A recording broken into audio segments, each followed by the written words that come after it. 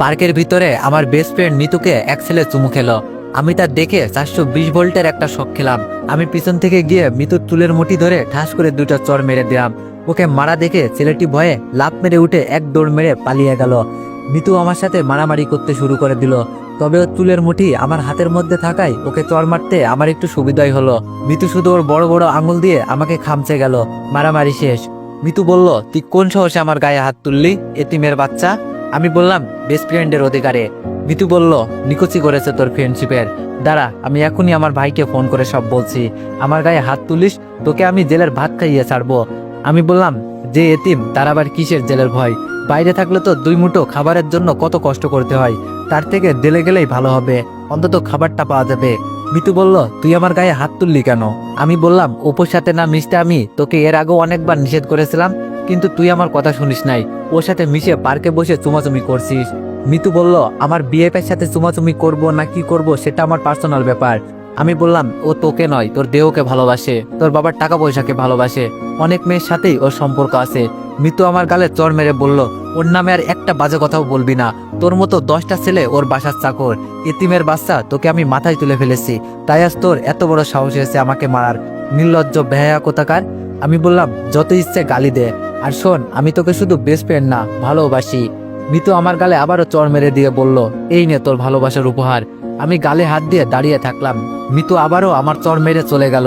আমি জানি মিতু আমার উপর রাগ করে এইসব বলেছে। ও কখনো ওর ভাইকে ফোন করে এইসব বলবে না, কেননা এর আগেও অনেকবার ওর সাথে আমার মারামারি হয়েছে। আর ওর ভাই সব জেনেও আমাকে কিছু বলবে না, কেননা ওর ভাইয়ের জীবন বাঁচাতে গিয়েই আমার আপু আজ হাসপাতালে কোমায় পড়ে আছেন। চলুন তাহলে আপনাদের সবকিছু খুলে বলা যাক। মিতু যে আমাকে এতিম বলল, আসলে আমি এতিম নই। এই শহরে একজন নামকরা ধনী ছেলে আমি, কিন্তু আজ আমার আব্বু থেকেও নেই। আমি যখন পেটে ছিলাম আর আমার আপুর বয়স যখন 5 বছর, তখন আমার আব্বু আমার আম্মুকে তালাক দিয়ে এক ধনী মেয়েকে বিয়ে করে নেন। এরপর একদিন আম্মু আমাকে জন্ম দিয়েই চলে যান না ফেরার দেশে। আমাকে কোলে করে নিয়েই আমার আপু মানুষের দ্বারে দ্বারে ভিক্ষা করে বেরিয়েছে। আমার বয়স যখন 5 বছর, তখন আমার আপু মানুষের বাসায় কাজ করে এনে আমাকে খাইয়েছেন। এভাবেই আপুর কাছে আমার মা বাবার আদরে বড় হতে থাকি। আমি যখন 9-এ উঠলাম, তখন আমার আপু মানুষের বাসায় কাজ করা ছেড়ে দিয়ে গার্মেন্টসে চাকরি নিল, কেননা আমার আপু ছিল অনেক সুন্দরী। বাসায় কাজ করতে গেলে অনেকে খারাপ নজর দিত। একদিন আমি এসএসসি পরীক্ষায় A+ পেয়ে আমি খুশিতে বাড়ি ফিরে দেখলাম আপু বাসায় ফিরে নাই। আপুর কাছে শুধু একটা ভাঙা বাটন ফোন রয়েছে। আমি পাশের বাসায় গিয়ে একটা ফোন চেয়ে আপুকে ফোন দিতেই এক ছেলে মানুষ ফোন ধরে হ্যালো বলল। আমি বললাম, আপনি কে? আমার আপুকে ফোন দিন। ছেলেটি বলল, তোমার আপু হাসপাতালে, তুমি এই হাসপাতালে চলে আসো। আমি গিয়ে দেখলাম আপু বেডে শুয়ে আছেন। ওর পুরো মাথায় চুলগুলো কেটে ফেলা, সাদা কাপড়ে ব্যান্ডেজ করা। আমি বললাম, আমার আপুর কি হয়েছে? মিতুর ভাই বলল, আমাকে সন্ত্রাসীর হাত থেকে বাঁচাতে গিয়ে তোমার আপু গুলি খেয়েছে। আমি মিতুর ভাইকে গিয়ে বলতে লাগলাম, আপনার জন্য আমার আপুর এমন হয়েছে, আমার আপুর কিছু হলে আপনাকে ছাড়বো না, আপু ছাড়া আমার আর কেউ নেই। মিতুর ভাই এসে আমাকে বুকের সাথে জড়িয়ে ধরে বলল, কে বলেছে তোমার কেউ নেই? আমি আছি, তোমার আপুর ভালো হতে যত টাকা লাগবে সব টাকা আমি দিয়ে চিকিৎসা করাবো। আমার জীবন বাঁচাতে গিয়ে তোমার আপু নিজের জীবন উৎসর্গ করতে দ্বিধাবোধ করেনি, আর আমি এগুলো করতে না পারলে আমাকে আল্লাহ কোনোদিনও ক্ষমা করবে না। ডাক্তার এসে একটা রিপোর্ট দেখে জানালেন উনি কোমায় চলে গেছেন। ভালো হওয়ার সম্ভাবনা নেই বললেই চলে, মাত্র 1%। আমি আপুকে জড়িয়ে ধরে কান্না শুরু করলাম। আপু কিছুই বলছে না। দেখলাম শুধু ওর চোখের কোণা দিয়ে 2 ফোঁটা জল বেরিয়ে আসলো। সেই থেকে মিতুর ভাই আমার আপুকে দেখার জন্য একজন নার্স রেখেছে এবং সমস্ত চিকিৎসার দায়িত্ব উনিই নিয়েছেন। আমি অনেকক্ষণ পার্কে বসে থেকে বাড়ি যাওয়ার জন্য বের হয়ে রাস্তায় যেতেই কিছু পুলিশ এসে আমাকে অ্যারেস্ট করলো। সরি আবির, আমার কিছুই করার নেই, উপর থেকে অর্ডার তোমাকে অ্যারেস্ট করার। মিতুর ভাই বলল, এবার আমার বোন আমাকে নয়, ডাইরেক্ট থানায় এসআই এর নিকটে নারী নির্যাতনের কমপ্লেন করেছে। আমাকে ক্ষমা করে দিও, আমি নিরুপায়, তবে তোমার জন্য আমি সাজাটা কমিয়ে দেওয়ার ব্যবস্থা করতে পারি। আমি সব বুঝতে পেরে আমার 2 হাত সামনে বাড়িয়ে দিলাম। মিতুর ভাই আমাকে হ্যান্ডকাপ না পরিয়ে বলল, তার দরকার নেই, তুমি এমনিতেই চলো। আমি জিপে বসে ভাবছি, কতদিন মিতু আমাকে চড় মেরেছে বিনা দোষে বিনা কারণে। কই, আমি তো কারো কাছে কমপ্লেন করে নাই, আর আজও আমার বিরুদ্ধে কমপ্লেন করে আমাকে পুলিশে ধরিয়ে দিল।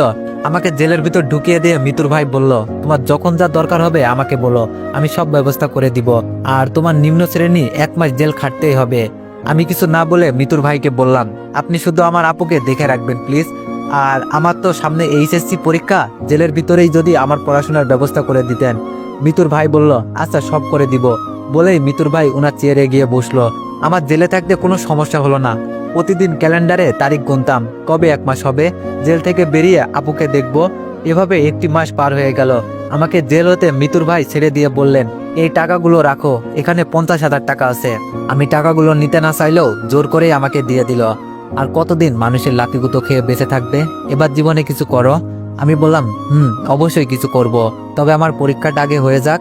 বের হয়ে আসছি আর ভাবছি, টাকাগুলো যদিও ব্যবসা করার জন্য সামান্য, তবুও আমার মতো এতিমের কাছে এই টাকাগুলো অনেক।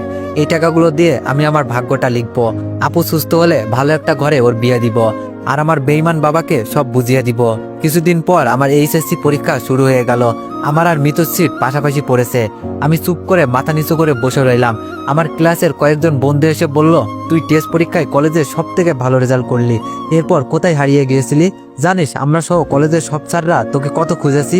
সব স্যারেরা ধরে আছেন তুই কলেজের মুখটা উজ্জ্বল করবি, আর তুই কিনা এতদিন পর পরীক্ষা হলে এসে হাজির হয়েছিস। কি হলো, কিছু বলছিস না যে? আমি বললাম, আমি এতদিন জেলে ছিলাম, 5 দিন হলো ছাড়া পেয়েছি। আমার কথা শুনে সবাই যেন আকাশ থেকে পড়লো। এতদিন জেলে ছিলি মানে? এসব কি বলছিস, মজা নিচ্ছিস নাকি? আমি বললাম, না সত্যি বলছি, আমি এতদিন জেলে ছিলাম।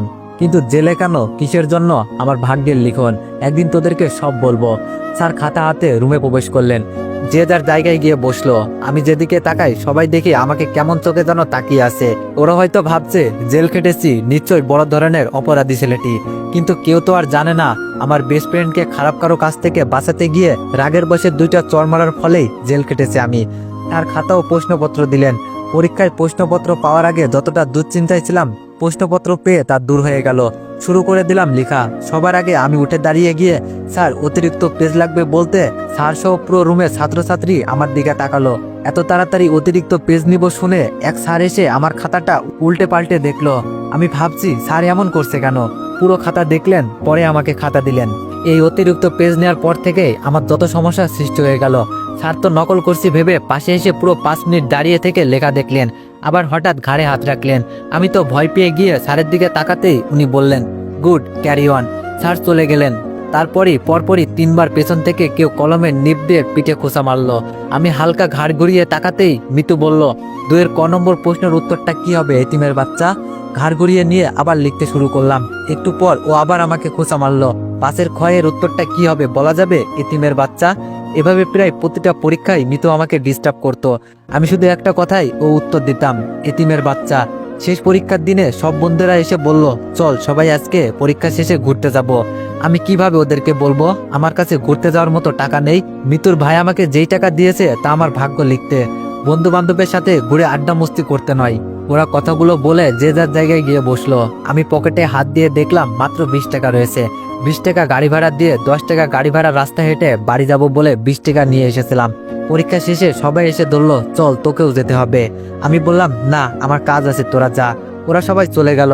আমারও ইচ্ছা হচ্ছিল ওদের সাথে যাই, কিন্তু সেটা তো আর আমার ভাগ্যে নেই। মন খারাপ করে বাসায় গেলাম। হঠাৎ বালিশের নিচে আপুর ভাঙা বাটন ফোনটি ধরতেই আমার মন খারাপ মুহূর্তের মধ্যেই ভালো হয়ে গেল। মনে হচ্ছে আজ আমি পৃথিবীর সবচাইতে খুশি। মিতুর ভাই মাসুদ বলল, হ্যালো আবির, তুমি কোথায়? আমি বললাম, বাসায় ভাইয়া। মিতুর ভাই বলল, তাড়াতাড়ি হাসপাতালে চলে এসো, তোমার আপু কোমাই থেকে বের হয়ে এসেছেন। এইমাত্র হাসপাতালের নার্স ফোন করে জানালেন আমায়। আমি যাচ্ছি, তুমি চলে এসো। মাসুদ ভাইয়ার কথা শুনে আমার খুশিতেই চোখে পানি চলে আসলো। দৌড়ে গিয়ে দেখি মাসুদ ভাইয়া আপুর পাশে বসে আছেন। আমি গিয়ে আপুর দিকে চেয়ে থাকলাম। আপুর চোখ বেয়ে জল পড়ছে, সাথে আমারও।